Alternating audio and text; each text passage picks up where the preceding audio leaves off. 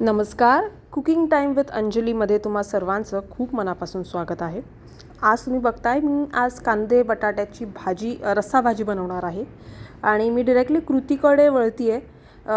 आता तुम्ही बघू शकता मी तेल गरम करत ठेवलं होतं आणि त्यामध्ये आता मी टाकलं आहे लसूण. आपण जे चेचून लसूण टाकतो तसं मी टाकलेलं आहे आणि जसं ते थोडंसं लालसर होतं, मला आवडत नाही खूप लाल किंवा करपवायला, सो थोडंसं असं नॉर्मल पिंकिश असं झालं की तुम्ही बघू शकताय मी त्यानंतर मी कांदा टाकलेला आहे त्यामध्ये. आता आपल्याला छान स्टर करून घ्यायचं आहे त्याला.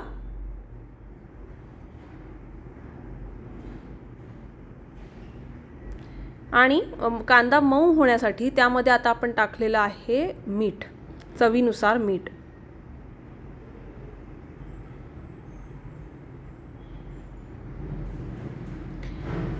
कांदा जसा मऊ होतोय त्यानंतर आपण टाकतोय हिंग, त्यानंतर जाणार आहे हळद,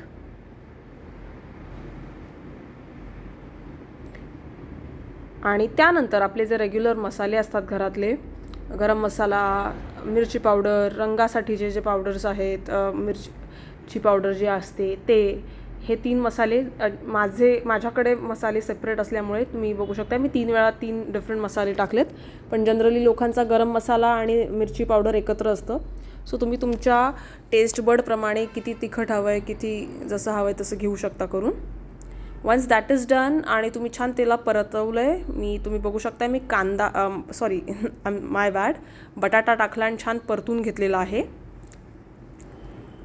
आणि जसा बटाटा चांगला परतून निघतो त्याच्यातून, मग त्याच्यामध्ये गरम पाणी टाकायचं आहे.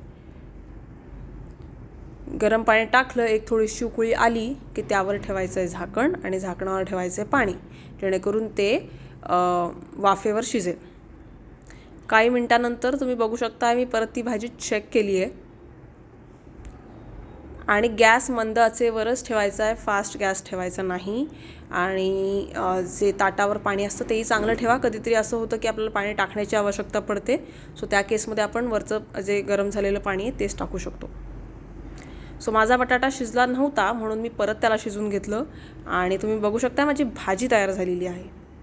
सो ही खूप उत्कृष्ट टेस्टी अशी भाजी झाली आहे. तुम्ही बघू शकताय रंग, टेस्ट अतिशय सुंदर झाला होता. जर तुम्ही वाकट्यांचं कालवण खाल्लं असेल तर सेम तशीच ही टेस्ट होती.